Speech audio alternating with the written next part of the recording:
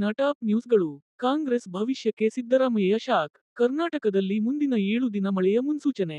ಅಲ್ಪಸಂಖ್ಯಾತರಿಗೆ ಹೊಸ ಉದ್ಯೋಗ ಹಾಗೂ ಸ್ವಂತ ವ್ಯಾಪಾರ ಆರಂಭಿಸಲು ಕರ್ನಾಟಕ ಸರ್ಕಾರದಿಂದ ದೊಡ್ಡ ನೆರವು. ಐ ಲವ್ ಮೊಹಮ್ಮದ್ ಮೆರವಣಿಗೆ ವಿವಾದ. ದಾವಣಗೆರೆಯಲ್ಲಿ ಘರ್ಷಣೆ ಮತ್ತು ಶಾಂತಿ ಕರೆ. ಈ ಎಲ್ಲ ವಿವರಗಳನ್ನು ತಿಳಿಯೋಣ. ಅದಕ್ಕಿಂತಲೂ ಮುಂಚೆ ನಮ್ಮ ಚಾನೆಲ್ ಅನ್ನು ಸಬ್ಸ್ಕ್ರೈಬ್ ಮಾಡಿ ಹಾಗೂ ವಿಡಿಯೋವನ್ನು ಕೊನೆತನಕ ನೋಡಿ. ನಿಮ್ಮ ಅಭಿಪ್ರಾಯವನ್ನು ಕಾಮೆಂಟ್ ಮಾಡಿ. ಕಾಂಗ್ರೆಸ್ ಭವಿಷ್ಯಕ್ಕೆ ಸಿದ್ದರಾಮಯ್ಯ ಶಾಕ್. Big breaking. ಸಿದ್ದರಾಮಯ್ಯನವರೇ ಕಾಂಗ್ರೆಸ್ ಮುಗಿಸುವ ದಾರಿಯಲ್ಲಿ. ಅಧಿಕಾರ ಹಸ್ತಾಂತರವಾದ ಬಳಿಕ ಡಿ. ಕೆ. ಶಿವಕುಮಾರರಿಗೆ ಕೈಯಲ್ಲಿ ಏನೂ ಉಳಿಯುವುದಿಲ್ಲ ಎನ್ನುವ ಮಹಾಕುಸುಲು. ರಾಜ್ಯ ರಾಜಕೀಯದಲ್ಲಿ ಭೂಕಂಪ ಸೃಷ್ಟಿಸಿರುವ ಈ ಚರ್ಚೆಗೆ ಈಗ ಎಲ್ಲರ ದೃಷ್ಟಿ. ಕರ್ನಾಟಕದಲ್ಲಿ ಮುಂದಿನ 7 ದಿನ ಮಳೆಯ ಮುನ್ಸೂಚನೆ. Breaking news. ಕರ್ನಾಟಕದ ಕರಾವಳಿ ಹಾಗೂ ಒಳನಾಡಿನ ಅನೇಕ ಜಿಲ್ಲೆಗಳಲ್ಲಿ ಮುಂದಿನ 7 ದಿನ ಮಳೆಯ ಎಚ್ಚರಿಕೆ. ಕೆಲವೆಡೆ ಬಿರುಗಾಳಿ ಸಹಿತ ಭಾರೀ ಮಳೆಯ ಮುನ್ಸೂಚನೆ. ಕರಾವಳಿ, ಮಲೆನಾಡಿನಲ್ಲಿ ಗಾಳಿಯ ವೇಗ ಹೆಚ್ಚಳ ಸಾಧ್ಯವೆಂದು ಹವಾಮಾನ ಇಲಾಖೆಯ ಎಚ್ಚರಿಕೆ. ಅಲ್ಪಸಂಖ್ಯಾತರಿಗೆ ಹೊಸ ಉದ್ಯೋಗ ಹಾಗೂ ಸ್ವಂತ ವ್ಯಾಪಾರ ಆರಂಭಿಸಲು ಕರ್ನಾಟಕ ಸರ್ಕಾರದಿಂದ ದೊಡ್ಡ ನೆರವು. ಈ ಬಗ್ಗೆ ಹೆಚ್ಚಿನ ಮಾಹಿತಿ ನಿಮಗೆ ಈಗ ಕೊಡ್ತೀನಿ.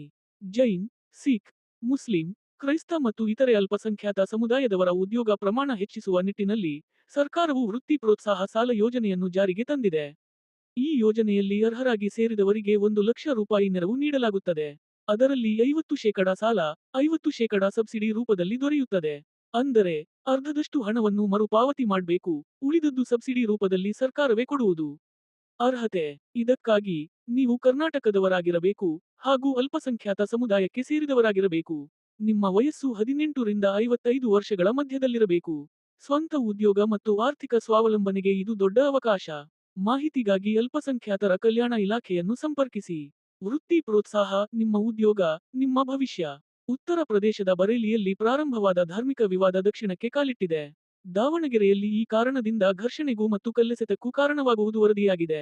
ಬರೇಲಿಯಲ್ಲಿ ಐ ಲವ್ ಮೊಹಮ್ಮದ್ ಎಂಬ ಹಿಡಿದು ಮೆರವಣಿಗೆ ಕೊನೆಯಲ್ಲಿ ಬೃಹತ್ ವಿವಾದ ಹುಟ್ಟುಹಾಕಿದಂತಾಗಿದೆ. ಹಿಂದೂ ನಾಗರಿಕರು ಐ ಲವ್ ಮಹಾದೇವ್ ಎಂದು ಪ್ರತಿಕ್ರಿಯಿಸಿ ಪ್ರತಿಭಟನೆ ಮಾಡಿದರು. ಈ ಘಟನೆಗಳು ರಾಗಭಾರವನ್ನು ಹೆಚ್ಚಿಸಿವೆ ಮತ್ತು ಹಲವು ರಾಜ್ಯಗಳಲ್ಲಿ ಕೋಮು ಉದ್ವಿಗ್ನತೆ ಸೃಷ್ಟಿ ಮಾಡಿಕೊಂಡಿವೆ. ನಮ್ಮ ದೇಶದಲ್ಲಿ ಅನೇಕ ಧರ್ಮಗಳು, ಸಂಸ್ಕೃತಿಗಳು ಸಹಜವಾಗಿ ಬೆರೆತು ಇವೆ. ನಾವು ಪರಸ್ಪರ ಹೊಂದಾಣಿಕೆಯಿಂದ ಬದುಕಬೇಕಾಗಿದೆ. ಶಾಂತಿ ಮತ್ತು ಸಂವಹನವೇ ನಮ್ಮ ಗುರುತಾಗಬೇಕು. ಪ್ರತಿ ನಮ್ಮ ಪಾಲಿಗೆ ಶಾಂತಿಯಿಂದ ಬದುಕೋಣ. ಭಿನ್ನಮತಗಳನ್ನು ಗೌರವಿಸೋಣ. ಇವು ಎಲ್ಲರೂ ಜಗತ್ತಿನ ಶ್ರೇಷ್ಠತರ ಜವಾಬ್ದಾರಿಗಳು.